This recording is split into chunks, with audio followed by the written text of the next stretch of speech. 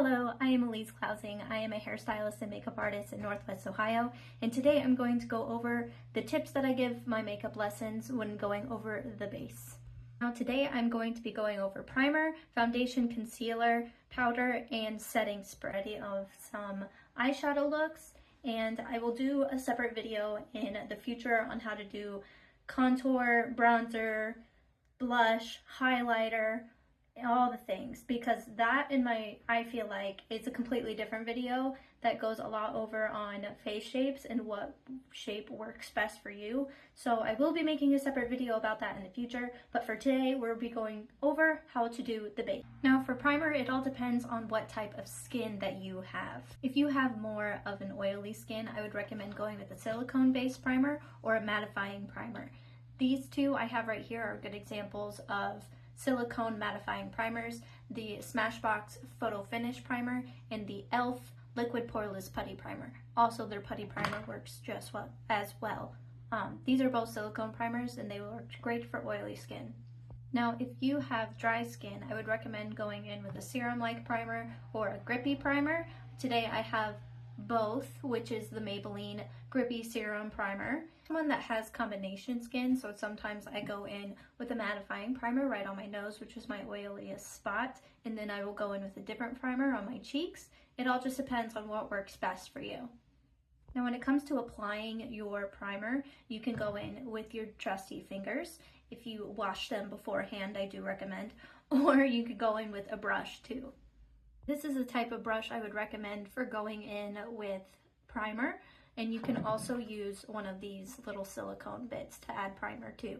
I am going to go in with my fingers today because I am that type of girl. And I am using the Maybelline Grippy Serum Primer today.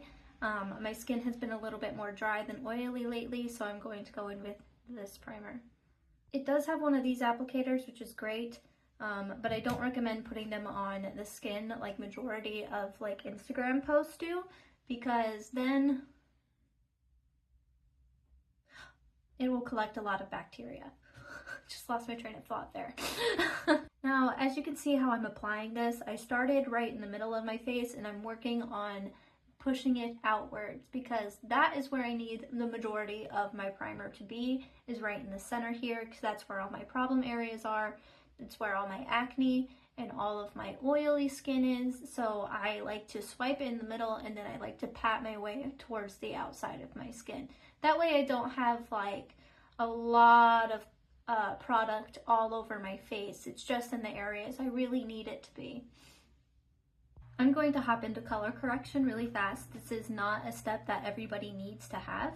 I like to use it a little bit on the redness on my nose and on my chin. I do have a little bit of acne I might put it on as well. But this has a palette that has majority of the colors in it that people use for color correcting. There are more colors out there, but this is a good example for it. Color correction mostly comes in two ways. You can get a primer. I have a green primer, or you can also get something that is a concealer palette that you can put on before your foundation concealer. Like I said before, the green one is for redness. I like to take a little bit on my finger, or I'll take a brush and I'll just dab it in the spots that I feel like I need it and then call it a day. I think I'm really only going to do my acne today because I feel like the rest of my face is pretty tame today. The other colors in this palette, the orange, the blue, and the yellow, are a lot for brightness and dark circles. I like to go in with the peachy orange for my under eye. This one I like to go in sometimes for brightness, and this one I have a little bit of discoloration over here. It's a little bit of a brown spot and it has a lot of orange in it, so I go in with the blue. If it has a lot of blue in it, your dark circles, a lot of times blue shows up on the under eye, you can go in with the peachy kind of one. That's about it for color correcting. Loud car. I'm going to put some in my under eye just to give you an example of something. I'm going to go in with this little peachy shade on the tip of my finger. I only want to apply this in the areas that I absolutely need it. So I'm not going to do the normal concealer and do like a big old triangle right here. I'm only going to tap it in the places that I have that darkness. I'm going to put it right here and push it up into my eye, literally. and then call it a day. Do you see the difference between that darkness and that darkness right here? It added a little bit of brightness before I can go in with my concealer. Moving on to foundation. If you have more oily skin, you can go in with a more mattifying foundation. I recommend the e.l.f. Soft Glam. It's a more satin finish rather than a pure matte, but you can also go in with the, what's that brand's name called? The Estee Lauder Double Wear. That one is a very good one for mattifying, full coverage, all the things. If you have more dry skin, you can go in with a more hydrating foundation. I have the Maybelline Superstay 24-Hour Skin Tint. This one is a personal favorite of mine. It also has a little bit of glow in it, which is something that I really like to use. You don't have to have a glowy one, a foundation, if you do have dry skin. You can find a matte one that has hydrating products in it. Now, what you apply your foundation with all depends on how much coverage you want on your face. Now, if you want absolutely maximum full coverage, you can go in with a brush. If you want the product to kind of disperse, you don't want that cakey look, then you can go in with a beauty sponge. Today, I'm going to go in with my very dirty beauty sponge. I put a little bit on the back of my hand, and I'm going to just pick it up with the sponge, and I'm going to apply this in the places where I need it most and start going on to the outside, just the same time that I did with the primer. So I think I need it most on my nose and on my chin. So I'm gonna start there, and I'm gonna bounce, not swipe, not swirl, bounce. Just bounce it everywhere. It's very fun. It feels like you're punching yourself in the face a little bit. But that's what you're gonna do with foundation. You're gonna start in the middle, and you're gonna work your way outside.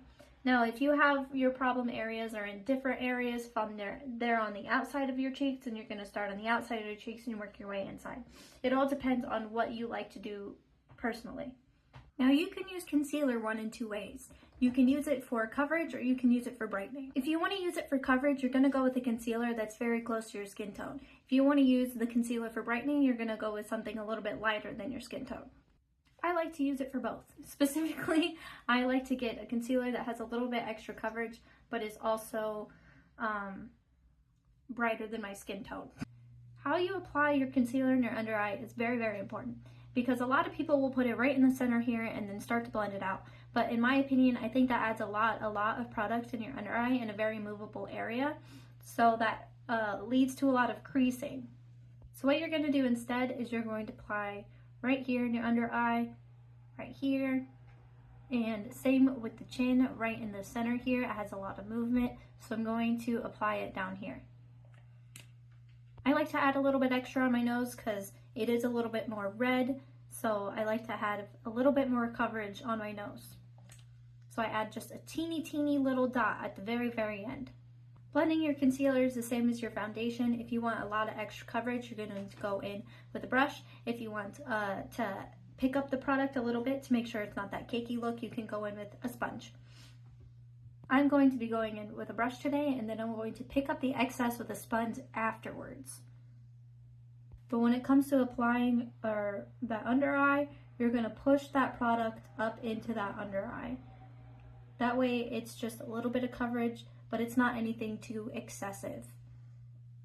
Next, we're going to set his face with the setting powder. I like to use the Anastasia Beverly Hills, the loose setting powder in translucent. A cheaper product that I like to use is the Maybelline Fit Me powder. I like to apply powder in two ways, with a fluffy brush and with a more compact brush. In my more oily areas, I like to pick up a little bit on the cap here, tap off the excess. My more oily areas, I'm going to just press this in. Notice how I'm not going straight up to my under eye. Same reason I said earlier, it's because we don't want too much product up there. I'm going to just tap this in right in my oily areas. Now, an area that gets really, really oily for me on the most, like I've said before, is my nose. So I like to pack a bunch on my nose, just a whole bunch. And it might look cakey now, but we're gonna fix it later. Another oily area is my chin. And that's how I set my oily areas. What I do for my more dry areas is I like to take the big fluffy brush, pick some up, tap off the excess. I actually have a lot of excess on.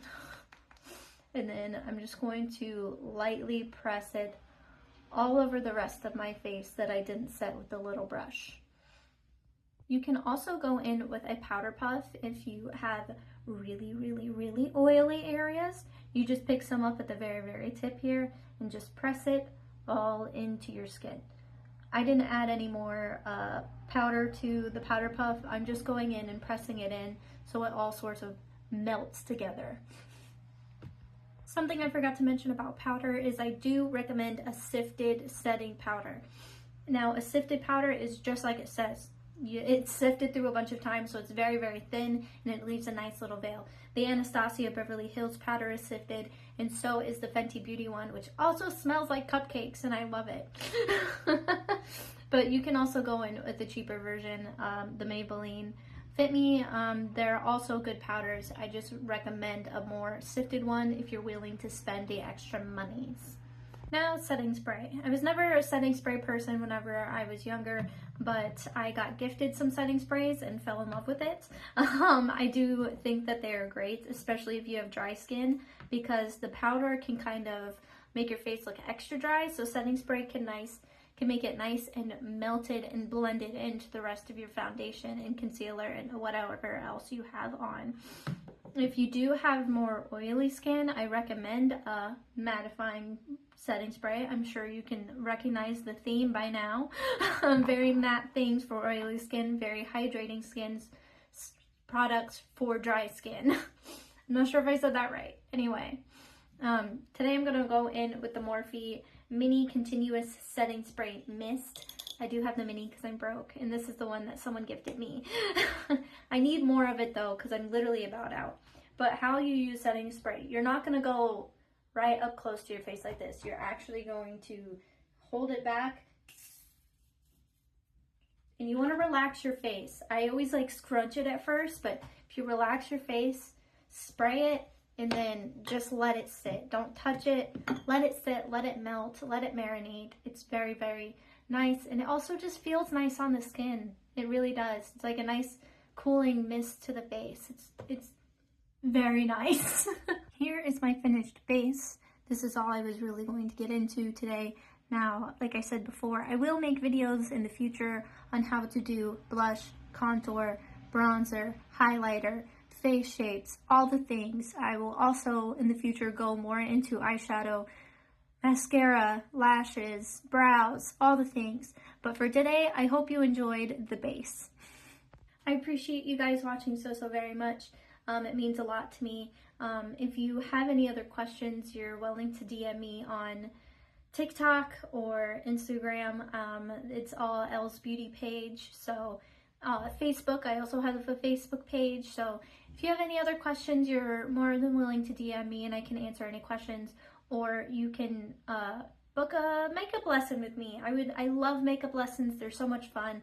I sit you down, we go over your products and what all you have and what all I recommend, your face shape and what I think would look best for you, and a lot of product knowledge, a lot of learning how to apply it yourself, a lot of working with what works best for your lifestyle, whether you're just to get up and throw a 5-minute face on and then run out the door, or if you're someone who likes to sit there for a good hour and go in and do all the makeup on your face. So I do recommend getting a makeup lesson. It's a lot of fun, it really is, and I'm not gonna rob you, I swear. So if you have any other questions, you're more than welcome to reach out to me. I really do appreciate you watching, and thank you so much. If you feel like subscribing, that's all up to you. But thank you. Have a wonderful, wonderful, wonderful day.